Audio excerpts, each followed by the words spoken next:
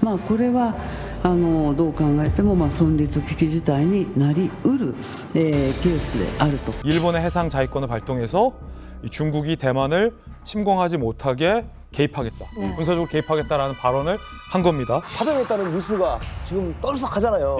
이래요. 대규모의 지상군을 직접 파병한 적은 북한이 한 번도 없었어요. 그러니까 김정은이 아버지, 할아버지도 못한 일을 자기가 지금 처음으로 하고 있는 일인데 최근에 다카이치 총리, 일본의 다카이치 총리가 대만 유사시 군사 개입을 시사하는 발언을 했죠. 자, 그 후 중국이 그냥 있을 리가 없고요. 지금 양측 다 날선 언사를 쏟아내고 있습니다. 과연 이게 언제 풀릴지 보는 사람이 조마조마해요.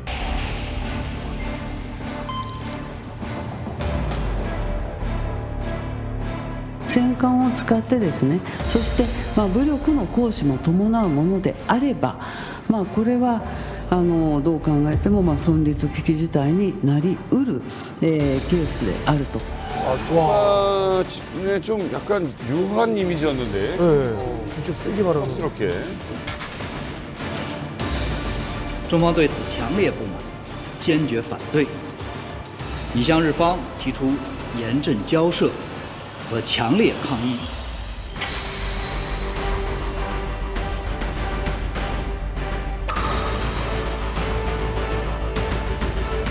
목을 베어버리겠다. 목을 배우. 그렇게까지 세게? 이건 너무 세다. 저건 외교적인 발언으로 수위가 너무 높은 거 아니에요?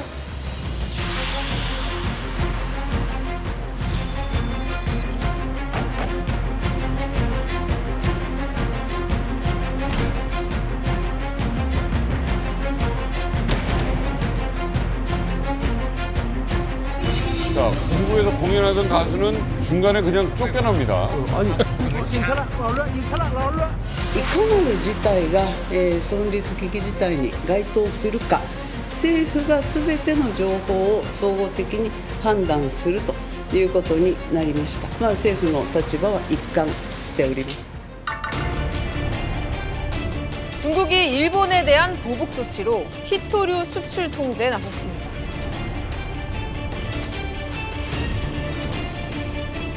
中国側に対して強く抗議するとともに措置の撤回を求めたところであります。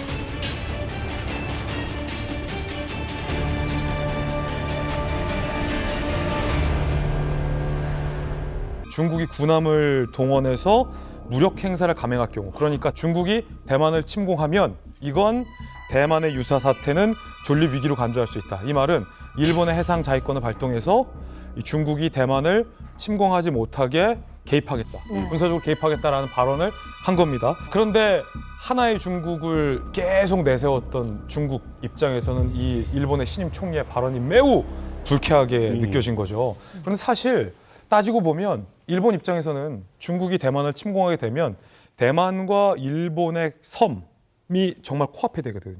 그럼 중국과 일본은 정말 코앞에서 군사적인 경쟁을 이룰 수밖에 없기 때문에 일본의 자동 참전은 불가피한 상황이에요. 근데 그걸 지금까지 일본 총리들은 역대 입으로 꺼내진 않았죠. 굳이. 왜냐하면 꺼내면 중국이 난리칠 것 같으니까. 그런데 일본 총리는 이 상황을 국내의 정치적으로 이용하는 측면도 있고 시진핑 주석이 정말 대만을 침공할 것 같기도 하다라는 이 두 가지 판단 때문에 이 발언을 철회하지 않는 상황이에요. 지금 이시바 시게루 전 총리가 이제 물러나고 이제 다카이치 총리가 올라간 그 시점이 이 자민당의 지지율이 땅을 치고 있었대요. 게다가 또 과반 의석 붕괴됐죠. 특히 이제 쌀값이 폭등을 했는데 맞아요. 이게 가장 큰 문제예요. 쌀값이? 자민당의 보통 몰표는 농촌에서 나와요. 농촌. 근데 자민당 입장에서 봤을 때는 몰표가 농촌에서 오는데 쌀값을 내릴 수가 없어요, 그걸. 삼중 딜레마예요. 그래서 다카이치 신임 총리 같은 경우에도 자민당의 지지율을 올려야 되겠죠. 그러면 내부에서 해결할 수가 없다? 그러면 가장 쉬운 방법이 뭐냐면 외부의 적을 찾자예요. 그래서 지금까지는 쉬쉬쉬했던 불문율이었던 중국과 대만 문제를 건드렸습니다. 네. 그러면 많은 분들이 저렇게 심각한 문제를 건드렸으면 다카이치 총리와 자민당의 지지율이 폭락할 건 아니냐 네. 이잖아요. 웬걸 폭등을 하고 있어요. 더 좋아요. 애국심. 그러니까요. 지금 녹화일 기준으로 해가지고 이 자민당과 다카이치 총리의 지지율이 80%가 넘었어요. 야, 70 됐다는 얘기 듣고도 놀랐네. 80. 이야. 썬킨 교수님이 사실은 이게 이 일본의 어떤 정치 역시 내적인 문제를 잘 설명해 주셨다면 사실은 트럼프 대통령이 들어서면서부터 중국 시진핑 주석과의 갈등이 최고조에 다다랐잖아요. 그 가운데서 봤을 때 일본이 미국이 하고 싶은 얘기를 선제적으로 다카이치 시임 총리가 대신해 주는 거죠. 아하. 거기서 나오는 외교적인 반사이익이에요.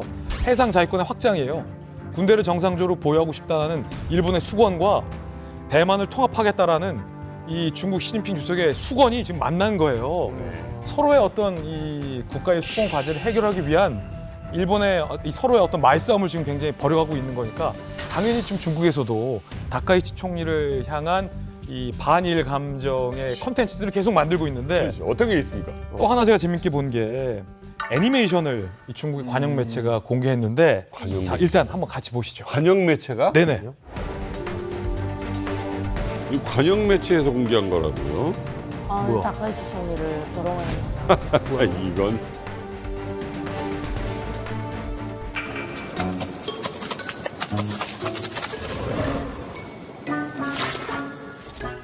아이 진짜 너무해. 야, 이런 건 부산이나 하는 거지. 비슷하게 생기니까 약간 펠리컨으로 얼굴 표정도 묘하게 비슷하게 그려놨네. 都是要搞事情。哎，高司令呢？你啷个能够那个呀？消停点儿嘛！再能够无旋旋的叫，和对门的街坊邻居些都要被你闹麻了。你说够不够人嘛？你脑壳有包嗦。我上口是英大爷造起的，哪个敢惹我，都是跟他过不去。 독수리 형님. 미국 있다는 거야, 독수리 형님이. 脑壳上有包，医都医不好。 야 이건 진짜 조롱인데. 와, 머리에 혹이 났다는 건 어떻게 또 정신이 그런 이상하다는 새를 찾아냈어. 뜻이야. 되게 비슷하게 만들긴 했다.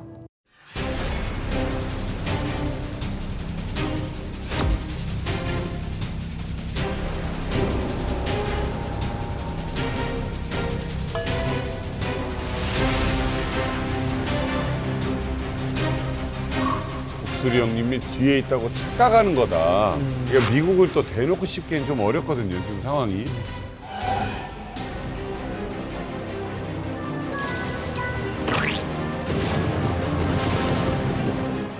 전승절 80주년에 참석을 했는데 김정은이 이 푸틴과 시진핑 주석 셋이서 나란히 그 천안문 막루에 오른 그 모습은 전 세계 언론에서 아주 주목을 했습니다. “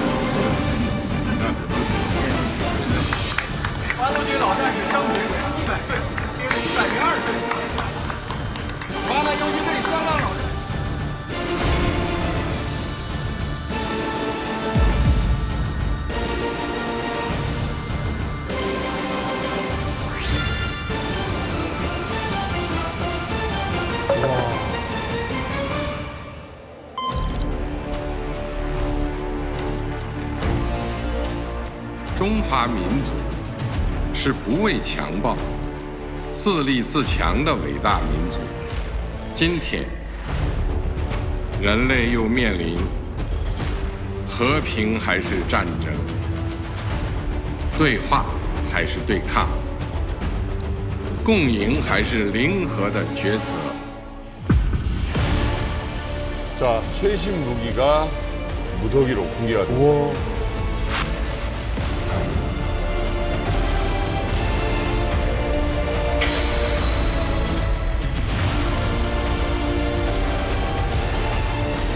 평화를 얘기하면서 무기 자랑하는 게 좀.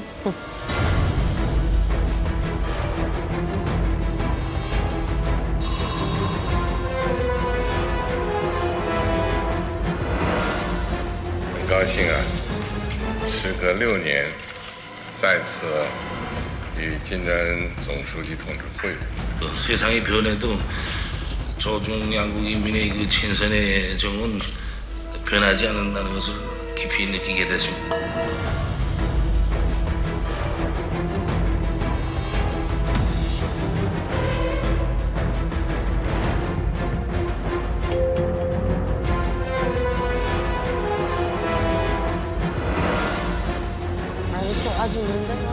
표정이 너무 그러니까 확실히 김정은은 이제 예전보다 여유를 좀 부리고 있어요. Хочу отметить, что ваши воины сражались мужественно и героически. Отметить, что мы никогда не забудем и тех жертв, которые понесли ваши вооруженные силы и семьи ваших военнослужащих. 내가 당신과 러시아 인민을 위해서 할 수 있는 것이 있다면 형제적인 그런 의무로 우리가 감당해야 될 의무로 간주하고 모든 걸 다해서 도울 용의가 있습니다. 저 자리에 앉게 된 것이 이제 북한군 몇천 명의 희생, 목숨값이죠. 목숨값으로 앉아 있는 거죠.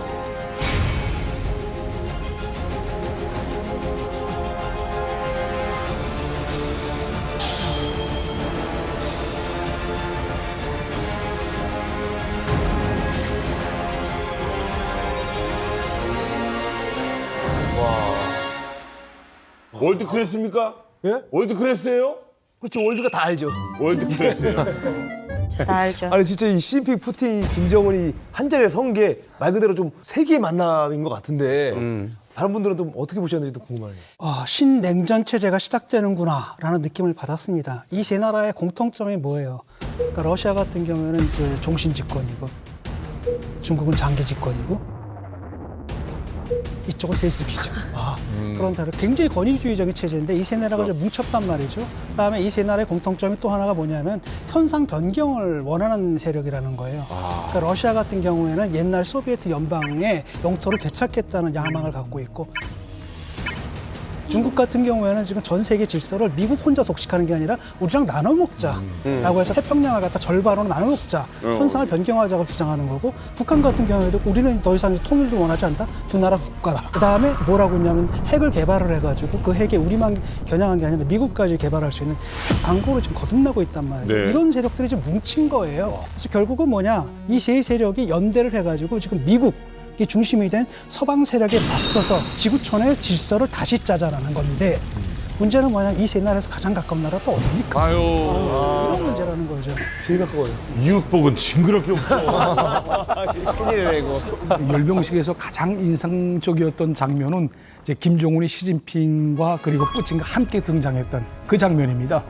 예, 사실 천안문 하게 되면 중국을 상징하는 그런 장소나 같다고 볼 수 있지 않습니까? 예.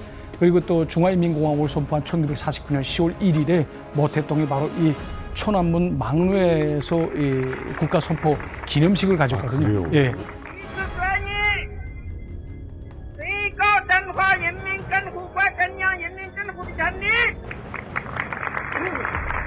뜻깊은 장소에서 시진핑, 푸틴, 김정은이 함께 바로 연출이 된 겁니다. 그리고 또 제가 눈여겨본 것은 또 뭐냐면 우전상 김정은을 굉장히 우대해줬다. 이런 느낌이 들더라고요. 그러니까 지금 26개 나라들 중에서 정상들이 참가했는데 이 중에서 김정은보다 집권 기간이 오랜 그런 인물들도 있거든요. 그럼에도 불구하고 시진핑이 좌측에 세우지 않았습니다. 김정은.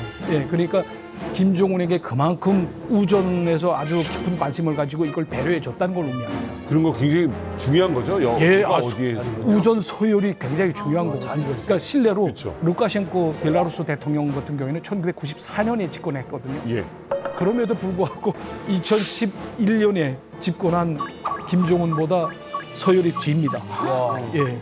이거는 그만큼 시진핑이 우전 서열에서도 큰 관심을 보여줬다는 걸 의미합니다. 천안문에서 아무튼 역사의 길이 남을 한 장면이 연출이 된 겁니다. 그걸 우리가 봤고요. 근데 이게 또 김정은, 시진핑, 푸틴 이 세 명이 막루에 서 있었어요. 그렇죠. 어떤 의미가 있어요? 천안문 막루. 일단 북중러, 정확하게는 북중소겠죠, 소련이요. 이 정상이 이제 막루에 오른 거는 함께 오른 건 이번이 처음이 아닙니다. 66년 전인 1959년 건국 10주년이잖아요. 중국 최고의 명절인 국경절 이 행사장에 막루에 올랐습니다. 호치민도 있네요? 호치민도 있어.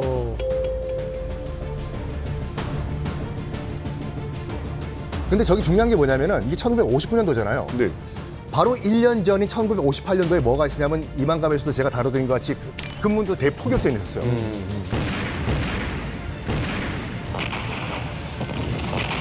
그리고 당시 장개석이 아이젠하워 미국 대통령한테 중국의 핵무기를 좀 써달라.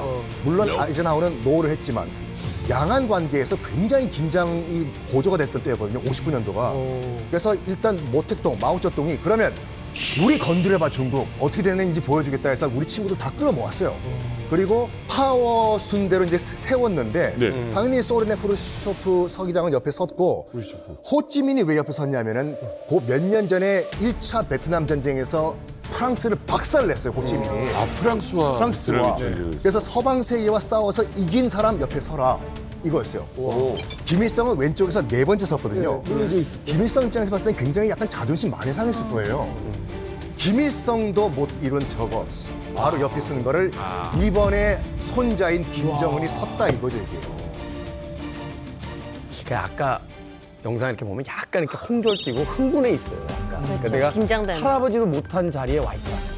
뭐 약간 이런 어떤 약간 상징성. 행사는 분명 중국에서 주최하고 허스트가 중국인데 왠지 주인공은 김정은이 된 것 같고 제일 신나고 제일 오도가는 게 많았던 것도 김정은인 것 같고 동시에 북한에서 북한 김씨 일가에 대한 혁명 역사를 정말 때려 박히듯이 세뇌당한 우리 입장에서는 야 역사는 반복되는구나. 데자뷰 현상 같이 뭔가 세 사람의 그 세 국가가 똑같은 자리에 모였는데 위치만 바뀌었을 뿐 사람만 바뀌었을 뿐 그들이 추구하고자 하는 방향은 66년에 결국은 제자리에 돌아왔구나. 반미 연대를 형성하고 뭐 반서방 연대를 형성하고 이런 걸 보니까 좀 참 뭐라고 해야 돼? 씁쓸한 감정으로 봤던 것 같아요. 저는 되게 보는 내내 이게 아마 이마에 주름이 생겼을 텐데 기분 나쁘고 두렵고 해서 인상을 한참 쓰고 봤던 것 같아요. 이렇게 세 명이 모인 거는 저는 태어나서 처음 보는 거니까 너무 두렵더라고요. 왜냐하면 이 세 국가가 합치면 이게 군사적으로 얼마나 막강한 힘을 발휘할까.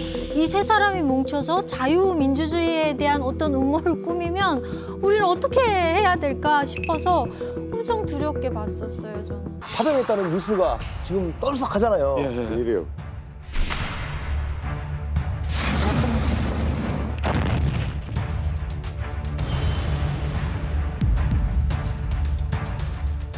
북한이 우크라이나전에 12,000명을 파병한다. 우리 정부가 공식 확인했습니다. 미국이 북한군의 러시아 파병을 처음으로 공식 확인하고 North 인정했습니다. Korean soldiers training at a Russian military portion of base. those soldiers have already moved closer to Ukraine towards Russia's Kursk Oblast. 북한군 수천 명이 속속 격전지인 쿠르스크 지역에 집결하고 있습니다. 북한군 모습은 물론 이들을 수송하는 군용기 이동 경로 정보까지 전해지고 있습니다. 이거 큰일입니다. 유례 없는 지상군 파병이에요. 사실상 북한이 뭐 훈련 교관, 파일럿 등을 조금씩 우방국들에 보낸 적은 있는데 이렇게 대규모의 지상군을 직접 파병한 적은 북한이 한 번도 없었어요. 그러니까 김정은이 아버지, 할아버지도 못한 일을 자기가 지금 처음으로 하고 있는 일인데 일단 우리 국정원의 분석에 따르면 전체 12,000명 규모를 북한이 파병하기로 결정한 것으로 우리가 분석하고 있고 이미 상당수의 병력이 러시아에 들어가 있어요. 지금 1차로 보낸 인원이 한 1,500명인데 북한의 이제 특수전부대 요원들이에요. 이 블라디보스토크에서 청진과 함흥, 항구로 수송함들을 보내요. 그다음에 북한이 이제 은밀하게 1,500명의 병력을 나눠 태워서 블라디보스토크로 다시 이제 보낸 겁니다. 자, 이 러시아에 파병된 북한 군인들이 극동 지역의 뭐 우스리스크, 하바롭스크, 블라고벤시스크 등에 분산돼서 현재 러시아 군부대 내에 주둔 중인 것으로 확인이 됐고요. 더 많은 규모의 북한 군인이 실제 전장에서 우크라이나 병사와 싸우고 있을 겁니다.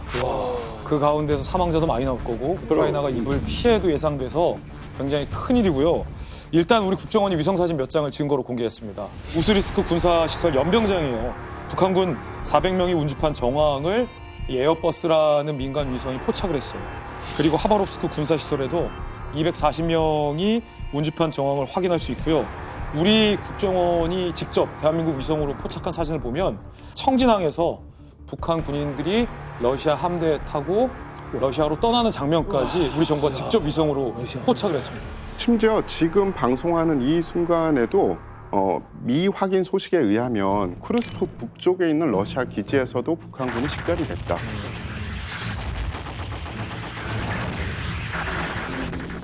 그렇게 된다는 뜻은 북한군이 완편 사단 규모로 작전을 하는 게 아니라 여단별로 찢어져서 여러 전쟁에서 책임지역을 맡아가지고 작전을 할 수도 있다라고 말씀을 드릴 수 있고요. 러시아는 처음에 발뺌을 했는데 우크라이나 전략 커뮤니케이션 센터에서 영상을 하나를 공개를 했습니다. 그 영상을 보면 북한군으로 보이는 집단들이 러시아군의 군복과 보급품을 받는 그런 영상이었어요.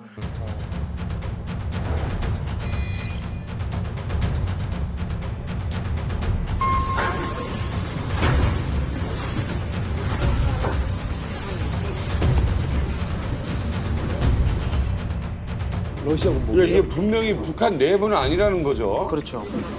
군복 자체가 러시아 군복 같은데.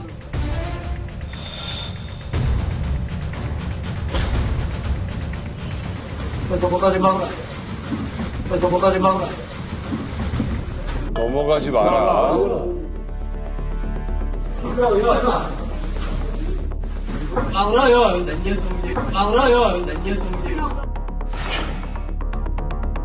러시아어까지 공부 안 시켰네.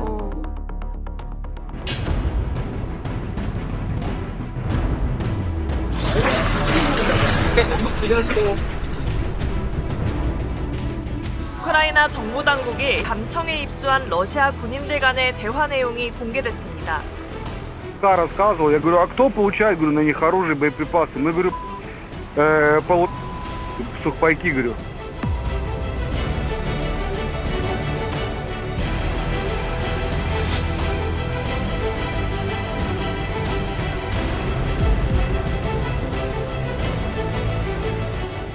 딱 보이잖아 눈에. 일단 얼굴은 뭐 이거 아버지하고 아들이 딱 맞는 것 같고. 이름이 좀 이상하다.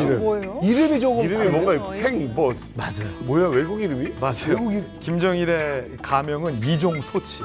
예? 이종 토치? 이종 토치라고 되어 있고 김정은의 여권상의 가명은 조셉 프라그라고 되어 있어요. 생전 처음 들어보는 이름이 써져 있어요.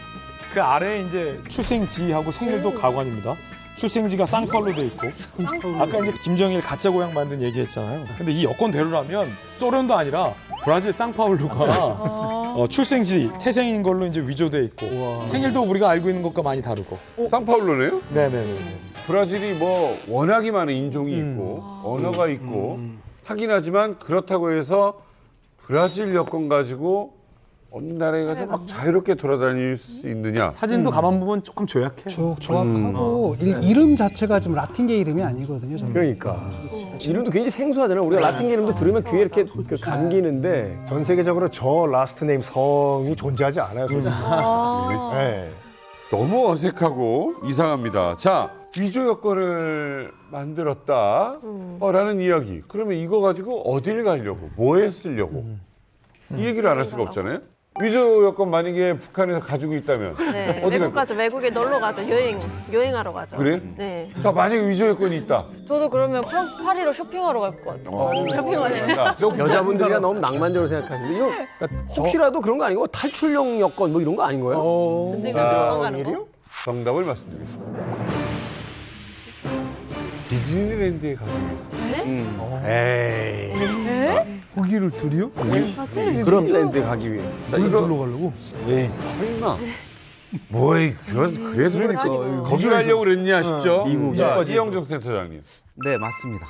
디즈니랜드를 가는 건데요. 그게 뭐 미국이나 어디 뭐 올랜도나 이런 데를 간 게 아니고 일본 도쿄에 있는 디즈니랜드를 다녀간 걸로 이거는 한미일 정보당국이 이미 소위 말해서 이제 시인된 첩보 확인을 한 걸로 보고 있는 거죠. 그러니까 도쿄 저 항구 쪽에 있는 그 디즈니랜드요? 그러니까 김정은이가 7살, 8살 나던 해. 그러니까 1991년 5월, 92년 4월 노동당 부부장 박영무 일행과 함께 일본 디즈니랜드를 어린 김정은이 다녀간 것으로 이렇게 파악이 됐죠. 이거는 제가 또 그 후계자 김정은이라는 책을 쓸 때도 이 정보를 국정원이라든가 이런 쪽에 다시 확인을 했더니 디즈니랜드 간 거 맞다. 그리고 당연히 이제 북한 여권을 가지고 일본을 갈 수 없었기 때문에 어릴 때 아마 디즈니랜드를 한번 보여주고 싶었던 것 같아요. 그래서 다녀온 걸로 이렇게 파악이 되고 있어요.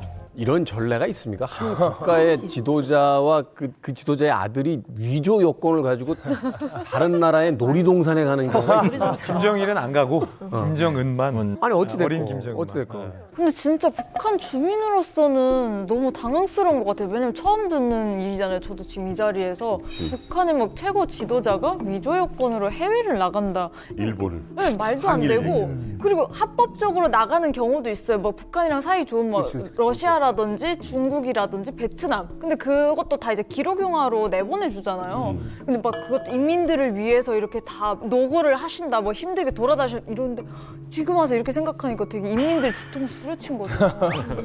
생각해 보면 북한에서 가장 이제 미워하고 주적으로 보는 게 이제 미국, 일본 이렇게 보잖아요. 네, 맞아요. 일본에 있는 미국 놀이동산에 갔다. 이건 좀 이상하다. 그러니까 제일 싫어하면서. 그러니까 이렇게 뭐 국적받고 이랬다고 해서 위조 여권이라고 못 알아볼까? 그러니까 이제 북한에서는 사실 여권을 위조해서 쓰거나 이름을 바꾸거나 이런 건 아주 뭐 공작이나 이런 걸 위해서 쉽게 되는데 2001년에 나리타 공항에 입국하던 김정은의 이복형, 김정남이 일본 경시청에 체포가 되면서 아 얘들은 여권을 이렇게 해가지고 쓰는구나 하는 게 이제 전적으로 드러나게 된 거예요. 도미니카 공화국으로 돼 있어요. 이거 도미니카네. 사실 김정남이가 이제 일본 공항에 이제 체포가 됐을 때 뭐라고 얘기했냐면 처음에는 나는 한국 사람이다라고 이야기를 했어요. 그러다가 조사받는 과정에 김정남이가 이제 자기가 $2,000를 주고 도미니카 공화국 위조 여권을 만들었다라고 이제 시인을 했고 그리고 조사가 더 진행되니까 왜 왔냐 일본에 했을 때 나 일본에 있는 디즈니랜드 가고 싶어서 왔다 이렇게 이야기했는데 사실은 디즈니랜드는 좀 뭐랄까 그냥 명분인 것 같고 그 이면에 뭐 조천년이라든지 이런 사람들을 관리 만남 이런 걸 하기 위해서 오지 않았나 저는 그렇게 분석합니다. 근데 뭐가 하나도 안 맞아요. 국가는 도미니카 공화국 여권이고 황시용이라고 중국 이름 쓰면서 밑에는 또 이게 아마 이슈 국가겠죠? 코리아로 돼 있고. 예.